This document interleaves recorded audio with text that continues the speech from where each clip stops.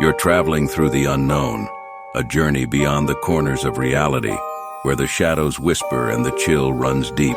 Welcome to the dimension where your deepest fears are given form. This is The Midnight Mystery. Welcome to The Midnight Mystery. For today's episode, we have 3 campfire horror stories. In each episode, we delve into the shadowed corners of our existence, bringing you tales of the eerie, the uncanny, and the downright terrifying. From the realms of the supernatural to the depths of the human psyche, no stone is left unturned, no dark secret left hidden. As the clock once again draws near midnight, prepare to embark on another adventure into the uncanny, the eerie, the horrifying, the midnight mystery. The engine of our old SUV hummed along the desolate road as the sun dipped below the horizon. It had been a fantastic camping trip, filled with the kind of laughs and adventure you could only share with your oldest friends. Jack, Emily, and I had been inseparable since our college days, a trio bound by shared secrets, midnight study sessions, and countless road trips. God, I can't believe it's over, Emily sighed, flipping through her phone's photo gallery. I know, but let's do this again next year, Jack proposed, his eyes on the road. Deal, I said, sealing our pact. Just as Jack switched the playlist to something more upbeat, we saw him, a lone hitchhiker, standing on the side of the road. He held a scruffy cardboard sign that read, Home. What do you guys think? Jack asked, casting a glance at both of us. I don't know. It's getting dark, Emily mumbled. I say we give him a lift, I suggested. He's probably had a long day. We slowed down, and Jack rolled down the window. Hey, need a ride? Yeah, thanks, the hitchhiker responded, his face partially veiled by the descending darkness. As he climbed into the back seat, he introduced himself. I'm Tom, by the way. Nice to meet you, Tom. I'm Jack, and these are my friends, Sarah and Emily. Hey. Emily and I chimed in almost in unison. Tom nodded and retreated into silence, his eyes staring out the window. It was like he was soaking up the remaining slivers of daylight. A few minutes into the drive, Emily leaned in and whispered, Is it just me? Or is there something off about Tom? Before I could answer, my eyes landed on a pendant hanging from Tom's backpack. It was a strange trinket that seemed eerily familiar, like something I had seen in a dream or perhaps another lifetime. I couldn't shake the feeling. Hey, Tom, Jack called out, interrupting my thoughts. Where are you headed? What's the story? I'm just trying to get home, Tom replied softly, a trace of nostalgia coloring his words. Been on the road long? Jack pressed, visibly trying to keep the atmosphere light. A while, yeah, Tom said, but the vagueness of his answer only seemed to amplify the sense of unease creeping into the car. I couldn't put my finger on it, but as I met Emily's questioning gaze, I knew she felt it too. Something about Tom, about this whole scenario, didn't add up. The air in the car seemed to grow thicker, heavier, as if burdened by an unseen presence. Jack adjusted his grip on the steering wheel, unaware or perhaps ignoring the tension mounting in the back seat. I looked at Emily, and we both knew that this was no ordinary ride, and Tom was no ordinary hitchhiker. The lingering daylight cast long shadows in the car, and in that moment, the line between reality and the inexplicable seemed to blur. What's your home like, Tom? I finally asked, my voice tinged with a curiosity that I couldn't suppress. It's where I belong, he replied, his words so soft they were almost swallowed by the sound of the wheels on the asphalt. The car fell silent again, but this time it was different. The sun had fully set now, and the last hues of twilight were fading away, replaced by the mysterious veil of night. The radio played softly in the background, filling the space with an old, almost haunting melody. So, Tom, what's the story? Just traveling or something more? Jack tried again to revive the conversation. Let's just say I've been on a long journey and I'm almost at the end of it, Tom said, his eyes meeting mine through the rearview mirror. I felt a chill run down my spine. There was something about the way Tom looked at me, a strange sense of understanding, as if he knew something we didn't. The atmosphere inside the car had thickened, each of us lost in our own thoughts as the miles ticked away. It was then that Tom began to hum softly from the back seat. I didn't recognize the tune at first, but there was something about it, a sort of haunting familiarity that caused my heart to ache in a nostalgic way I couldn't put my finger on. "Hey, what's that song? It sounds really familiar," Jack asked, breaking the quiet that had settled in the car. Tom smiled faintly, as if touched by a long-lost memory. "It's an old song my mother used to sing to me." "Wow," Emily added. "It's beautiful. Do you want some snacks? Water?" "No, thank you." Tom declined politely. "I appreciate the offer, though." We drove a few more miles in silence, each immersed in our own world, yet strangely connected by the mood that the song had set. I stole another glance at Tom through the rearview mirror. His eyes were closed, his face peaceful, as if preparing for something significant. Suddenly, Tom spoke. "You can drop me off here?" I pulled up to a nondescript house that looked like it had seen better days. There was a timeless quality to it, as if it were a still frame in a forgotten photograph.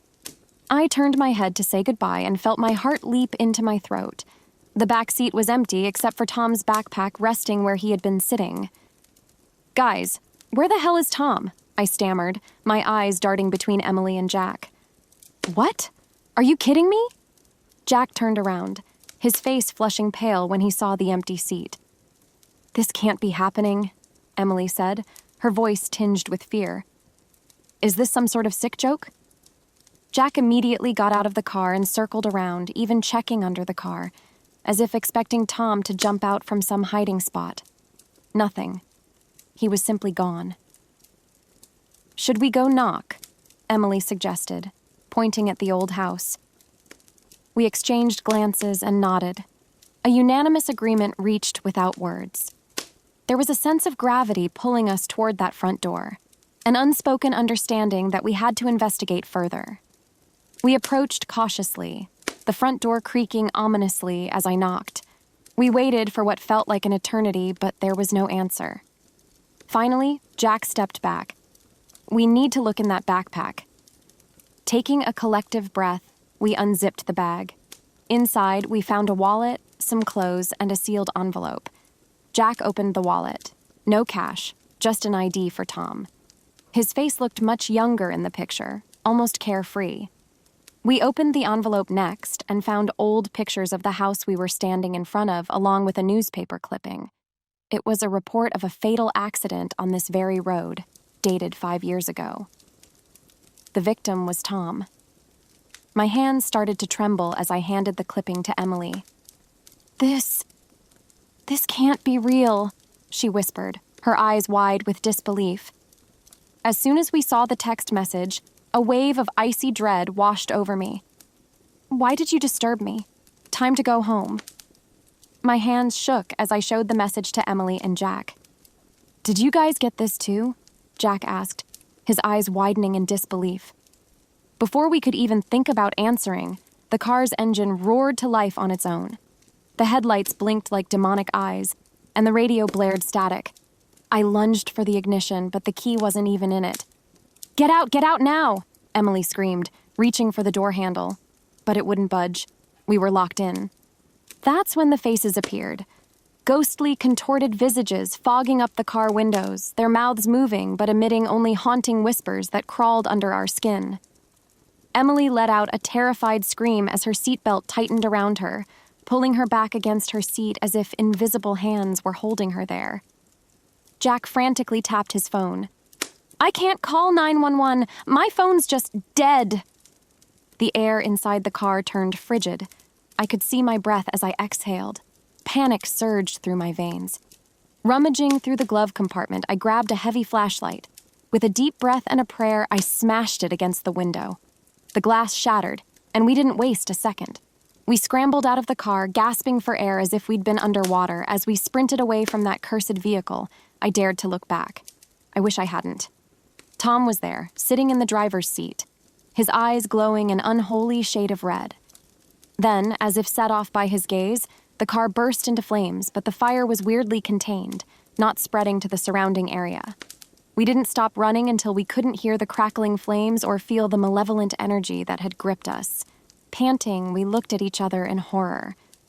"You can never go home," a voice whispered. It was Tom's voice, clear as day, filling the air around us like a noxious gas. We each heard it, feeling the words settle like an indelible stain on our souls. It didn't end there. Days turned into weeks, and still, the horror clung to us. The slightest rustle of leaves had us jumping out of our skins. A creaking floorboard would send our hearts into our mouths. It wasn't just that road or that car, it was us. We were marked, haunted by an experience that had embedded itself into the very fabric of our lives. I don't know how to explain the dread that follows me everywhere. My nights are filled with nightmarish visions, shadowy figures lurking just beyond the periphery of my sight. Emily avoids mirrors, saying she sees someone else's reflection staring back at her. Jack refuses to drive. He says every time he tries, the car veers off on its own as if guided by an unseen hand. Whatever happened on that road, whatever malevolent entity we encountered, it's hitched a ride into our lives. We may have escaped with our lives, but we've been forever marked by a terror we cannot understand, let alone explain.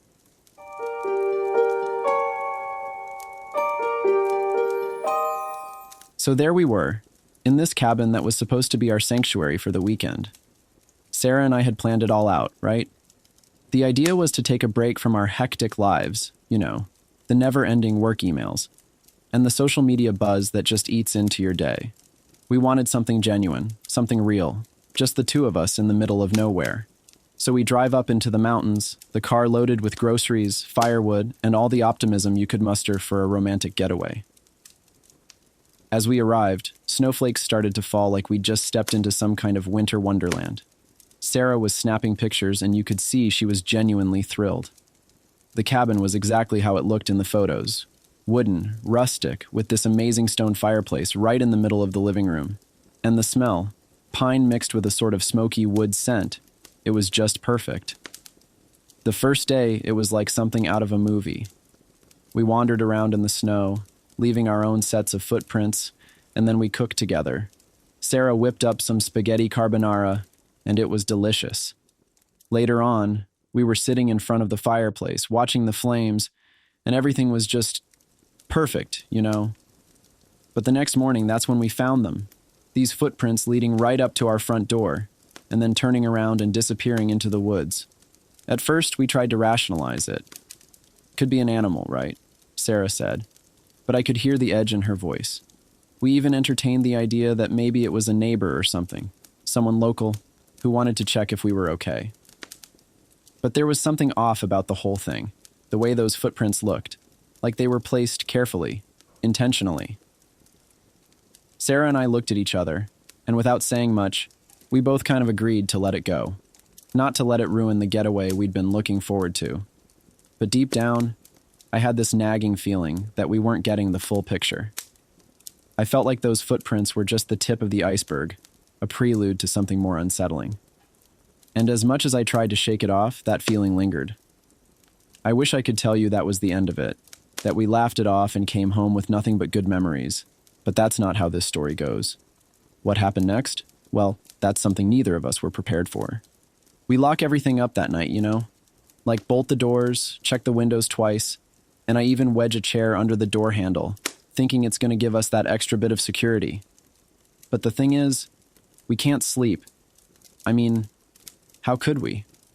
Every sound, the wind brushing against the window, the creaking floorboards, everything sounded like a footsteps in the snow kind of thing. We'd lock eyes in the dark, and I could tell Sarah was thinking exactly what I was. Are we going to see those footprints again? Morning comes, and guess what? The footprints are back. But it's worse this time. They're lingering near the door, like whatever's out there was taking its sweet time, just sort of watching us. That was a gut punch, let me tell you. I felt this icy dread just seep into me.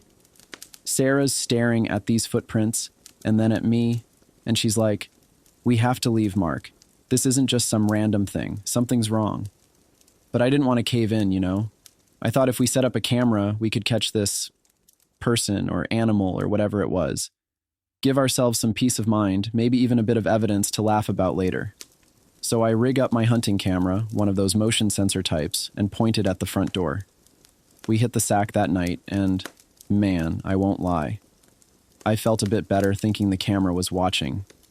Cut to next morning, and there are new footprints, except this time they're closer, right up near our bedroom window.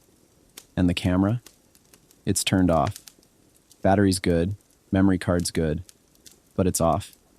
Like someone, or something, knew we were trying to catch it on film. That's when Sarah starts Googling, right? She finds all these local myths about some spectral figure haunting couples who stay in these isolated cabins. Stories going back decades, man.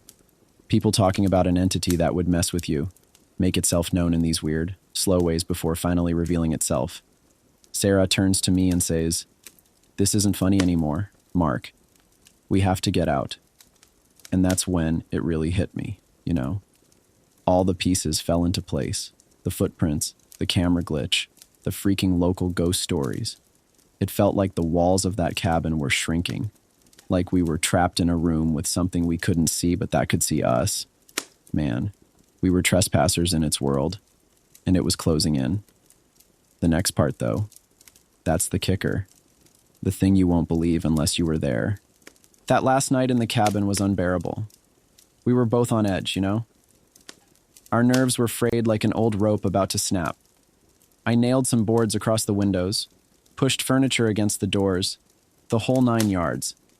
Sarah insisted we sleep in shifts, but neither of us could really find the peace to close our eyes for long. And then around 2 a.m., we heard it. Footsteps outside, crunching in the snow. Soft, deliberate.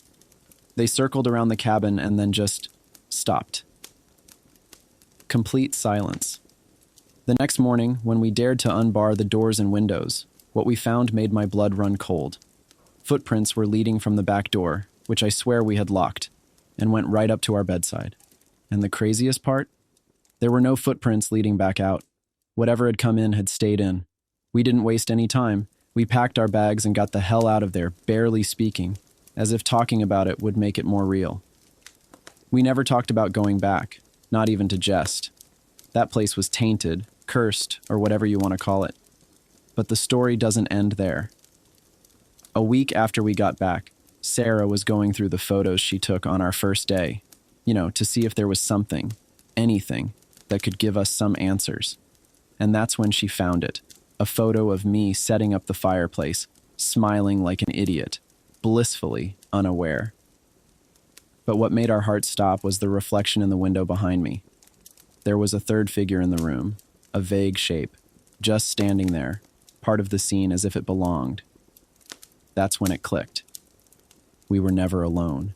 Those footprints we thought were coming from the outside. They were going outside. The entity, or whatever you want to call it, it was inside with us the entire time. We thought we were locking it out, but in reality, we were locking ourselves in with it. So there you go, that's my tale. Unbelievable, I know. But every word is true. It's made me rethink a lot of things, like how we perceive our surroundings, how sometimes the things we're most afraid of are closer than we think, and how some places, some very specific, isolated places, are better left alone.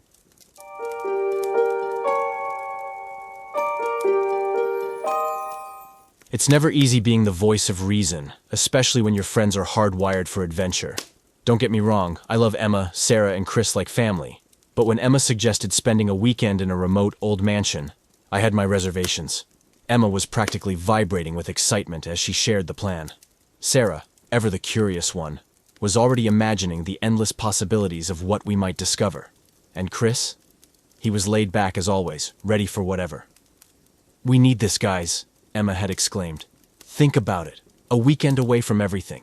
Plus, the mansion has history, character. Who knows what stories it has to tell?" That's how we found ourselves at a creaky front door with an ornate lion's head knocker, greeted by Mr. Hughes, the mansion's caretaker. The man was polite but had a certain guardedness to him, as if he were constantly calculating what to reveal and what to withhold. "Welcome to the Bartleby Mansion," he began, leading us through dim hallways adorned with antique furniture and lined with portraits of people long gone. This home has been here since the late 18th century, a silent witness to many events, some delightful, Some, not so much. And which category does our stay fall into? I asked. He chuckled. Ah, that, young man, depends entirely on you. Sarah's eyes darted around as we moved through the mansion, taking in every small detail. Chris sauntered, hands in pockets, nonchalant as always. Emma was all eyes and ears, already planning where we'd place the board games and snacks for our epic weekend. As you explore, do be cautious, Mr. Hughes added, intentionally vague.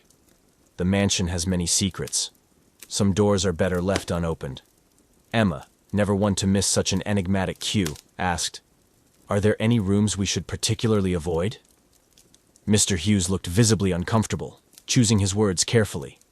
Just be respectful of the mansion's history, and you should encounter no trouble.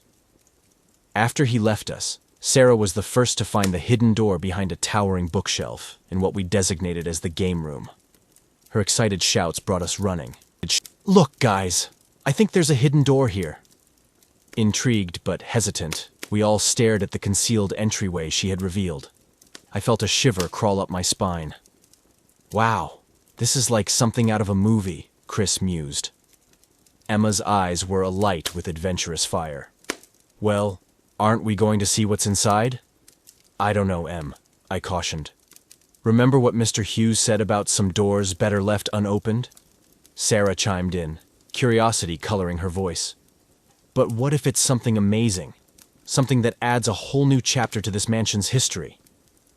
I sighed. There was no stopping them now. "All right, but let's be careful. If anything looks sketchy, we turn back. Agreed?" Agreements were muttered, and we turned our attention back to the door. Emma grabbed the handle, giving us one last exhilarating glance. "Ready for the adventure of a lifetime?" She grinned. With that, she swung open the door, and we collectively held our breath, stepping into the unknown. The moment Emma stepped back out of the room, something felt off. Her eyes looked clouded, almost as if she was struggling to concentrate. "Well?" I asked, looking at her intently. "What's inside?" She stared back at me blankly. I don't know. It's all just fuzzy." "You're kidding, right?" Chris chuckled. "A room so boring you immediately forgot about it?" Sarah frowned. "Are you feeling okay, Em?" "I'm fine, it's just... I can't remember anything about the room, I swear." I exchanged worried glances with Sarah. "Em, that doesn't sound like you at all." Emma shook her head, disoriented. "Maybe it's a trick, or some kind of optical illusion. Someone else should try." Against my better judgment, I volunteered. "Fine, I'll go next." Taking a deep breath, I entered the room, my heart pounding with both excitement and dread. When I came back out, I experienced the same disorienting blankness that had plagued Emma. "What the hell?" I muttered, rubbing my temples. "You too, huh?" Chris looked visibly concerned now. Sarah took charge. "This is seriously weird, guys. We need to get to the bottom of it. I'll go in, but I'm taking this." She picked up a video camera from one of our bags. Minutes later, Sarah returned, her face flushed and bewildered. I don't remember a thing, but maybe the camera caught something. We huddled around, but all that played back was static. "Okay, this is officially creepy," Chris admitted. From that point on, the mansion seemed to grow increasingly eerie. Objects from that mysterious room began to appear elsewhere. A broken mirror shard showed up in one of the bathrooms, and an old photograph found its way to the dining room. The friends we'd brought along for a fun weekend getaway were no longer cheerful. Tension marred our faces. And then the nightmares began. Night after night, we'd wake up feeling restless, yet none of us could remember what the nightmares were about. "Guys, what's happening to us?" Emma, usually our rock, was quivering one morning. "This place is getting to me. It's like the room. It's spreading or something," Sarah said, her eyes shadowed from lack of sleep. Chris, who was normally so relaxed, was visibly shaken. "Yeah, I've been feeling it too. Like we're not alone here. I can't explain it." I sat down, battling the headache that had been nagging me since we discovered the room. "We're not imagining this. We're all feeling it. That room did something. Or maybe it's this whole place. We're connected to it now, whether we like it or not. Sarah looked at her camera, contemplating. We caught nothing but static, which means this is beyond just visual memory. There's something elemental here, something that's part of the mansion's many secrets, as Mr. Hughes put it. Yeah, Emma sighed. And we've unlocked something we shouldn't have. That room was a seal, or a gateway, or who knows what else. For a moment, we sat in silence, each of us contemplating the depth of the mystery we'd stepped into. Gone were the plans for board games and snacks. We were in survival mode now. I couldn't shake off the feeling that we had crossed a line, intruded into a space where we were unwelcome. All right, I finally said, breaking the silence. We can't ignore this anymore. We need to figure out what's happening here, because it's clear that whatever that room holds, it's affecting us all. I took a deep breath, staring at my friends, my family. The mansion had become a trap, one we willingly entered, and something inside was toying with us. I couldn't let this continue. I'm going back in, I announced, cutting through the heavy silence. Sarah looked at me, her eyes widening. Jake, you can't be serious. I am. Whatever is in there is affecting us. If I can confront it, maybe I can put an end to this. Emma grabbed my arm. Jake, it's too dangerous.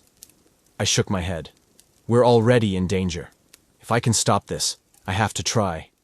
With a permanent marker, I wrote on my arm, "Don't trust the room." A physical reminder that might keep me grounded. I stepped back into the room, and the door closed behind me with a haunting finality. This time it was different. I saw everything. The room was filled with mirrors, each one reflecting a horrific fate for Kreese, Sarah, Emma, and me. And then I saw it. A shadowy figure manipulating the reflections in the mirrors, toying with our destinies as if it were a perverse game. Enough! I shouted, my voice echoing. What do you want? Why are you doing this? The figure turned to face me, its form indistinct yet palpable. Choices have consequences, it rasped. You've invaded a space where you don't belong. Now you must deal with the fallout. Release my friends, I demanded. Return their memories and end this. It laughed, a cold, mocking sound. You wish to negotiate? Fine. I will spare your friends, but in return, one of these reflections must come true. My eyes darted to the mirror where I was the only survivor, my friends having met terrible ends. My heart sank. You're asking me to sacrifice my friends? I choked out the words. Or perhaps you'd rather sacrifice yourself. The choice is yours, but choose wisely. Time seemed to slow as I faced the most excruciating decision of my life. If I chose any other fate, there would be no one left to tell the tale, no one to warn others of the room's malevolence. I choose this one, I finally said, pointing at the mirror reflecting me alone, surrounded by the loss of my friends. The figure hissed, satisfied. So be it. I exited the room, my body shaking, my soul crushed. As I stepped out, I looked down at my arm.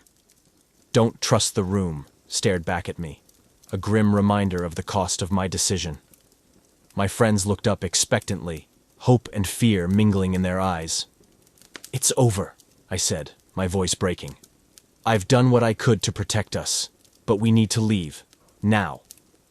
No one questioned me, not even Sarah, who was usually so inquisitive. Perhaps they sensed the gravity of my words, or maybe they saw the loss in my eyes, a glimpse into a future I would never share with them. As we left the mansion, I knew part of me would stay locked in that room forever. I hope you enjoyed our episode. I'd like to extend a heartfelt thanks to you, our brave listeners.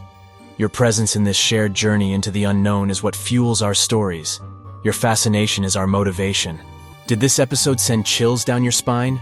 Then leave your comments, your thoughts and theories, your own midnight mysteries. Your feedback is the beacon that guides us through the uncharted territories of our stories. And if you haven't already, remember to subscribe to our channel. By joining the Midnight Mystery family, you won't miss out on a single chilling tale. As a subscriber, you'll be the first to know when a new episode lurks around the corner, ready to pull you back into the shadowy depths of the unknown. This is the Midnight Mystery signing off, leaving you with a simple reminder. When the clock strikes 12, fear the silence, for that's when our tales come to life. Good night, midnight listeners. And remember, not all who wander into the dark are lost.